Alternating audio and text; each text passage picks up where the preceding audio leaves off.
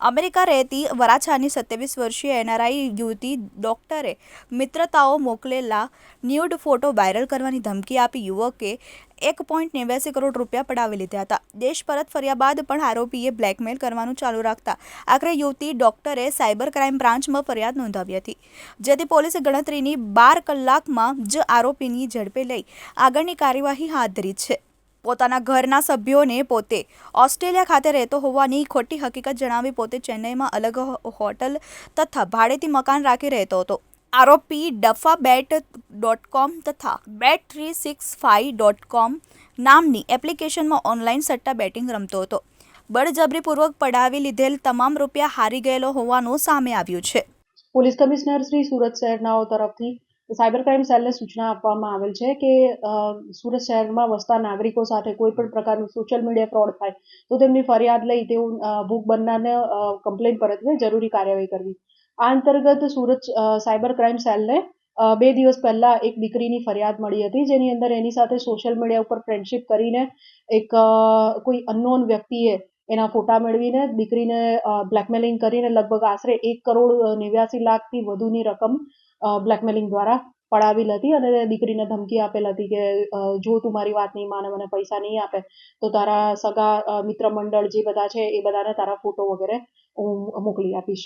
આ સંદર્ભમાં યુવતીએ અત્રે પોલીસ સ્ટેશને આવતા તેનું કાઉન્સેલિંગ કરીને દીકરીની ફરિયાદ નોંધવામાં આવી અને એ અનુસંધાને જરૂરી કાર્યવાહી કરતા ફરિયાદ નોંધ્યા બાદ જે વિગતો મળી એના આધારે સાયબર ક્રાઇમ સેલની ટીમ દ્વારા ગણતરીના કલાકોમાં લગભગ 12 કલાકથી ઓછા સમયની અંદર ચેન્નઈ ખાતે જઈ ચેન્નઈથી સદર આરોપી જે દીકરીને બ્લેકમેલ કરતો હતો એને પકડીને અહીંયા સુરત શહેર ખાતે લાવવામાં આવેલ છે અને તેને અરેસ્ટ કરવામાં આવેલ છે. આગળની કાર્યવાહી એની અંદર રિમાન્ડ મેળવવા તથા આરોપીની પૂછપરછ વગેરે જે કાયદાકીય કામગીરી છે જે હાલ અત્યારે ચાલુમાં છે. આની અંદર જે ઓળખાણ થઈ હતી એ સોશિયલ મીડિયા દ્વારા થઈ હતી. સોશિયલ મીડિયા એકાઉન્ટ દ્વારા ઇન્સ્ટાગ્રામ, ફેસબુક દ્વારા યુવતીનો પરિચય જે આરોપી છે મૂળ એનું નામ છે ગુરુપ્રસાદ ચૌધરી, જે મૂળે આંધ્રપ્રદેશના નેલ્લોરનો રહેવાસી છે અને મૂળે ત્યાં આંધ્રપ્રદેશના એક નાનકડા ગામમાં એનો પરિવાર રહે છે.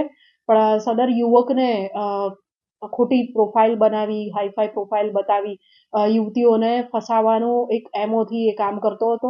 એટલે સોશિયલ મીડિયા ઉપર કંઈક અલગ અને રિયલ લાઈફમાં કંઈક અલગ એવી રીતના એટલે પોતાની હાઈફાઈ પ્રોફાઇલ બતાવી પોતે ડોક્ટરીનું ભણે છે અને પોતાનું ફેમિલી બહુ જ પાવરફુલ છે, પોતાની પાસે ઓડી કાર છે અને પોતે પોલિટિશિયનનો દીકરો છે, એ રીતની જે વિગતો છે એ આપીને યુવતીને ભોળવી હતી. સાથે સાથે એ મૂળે આંધ્રપ્રદેશનો રહેવાસી હોવા છતાં હૈદરાબાદના જુબિલી હિલ્સ વિસ્તાર જે છે ત્યાંથી રેન્ટ ઘર ભાડે રાખીને એવા સરનામે પાસપોર્ટ વગેરે પણ કઢાવીને એક છાપ ઊભી કરી હતી કે હું બહુ જ સારા અને લક્ઝરિયસ અને રીચ ફેમિલીમાંથી ને બેકગ્રાઉન્ડમાંથી આવું છું. એવી રીતે સોશિયલ મીડિયા ઉપર ખોટી પ્રોફાઇલ અને ખોટું જે બતાવે છે એવી ભ્રામક પોતાની છાપ ઊભી કરીને આ યુવકે યુવતીઓને છેતરવાનું કામ કરતો હતો. હાલ તેની પાસેથી સોશિયલ મીડિયા ગેજેટ્સ જે મળ્યા છે, ફોન, લેપટોપ વગેરેની તપાસ ચાલુમાં છે. જે જોતા ખ્યાલ આવે છે કે પુષ્કળ એડિક્ટ પર્સન હતો અને અલગ ફોન વેબસાઇટ્સ સર્ચ કરતો હતો. સાથે સાથે ફોનમાંથી પણ ઘણી વાંધાજનક સામગ્રી મળી આવી છે.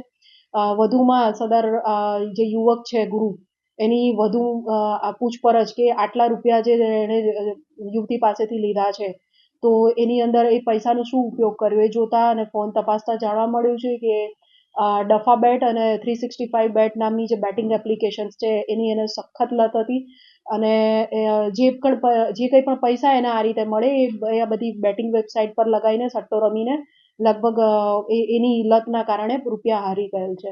વધુ તપાસ આ બાબતમાં અને કેટલા રૂપિયા ટ્રાન્સફર થયા છે, શું બીજી કોઈ યુવતીઓને તે આ રીતના બ્લેકમેલ કરતો હતો કે કેમ, એ બાબતે હજુ વધુ તપાસ ચાલુ છે.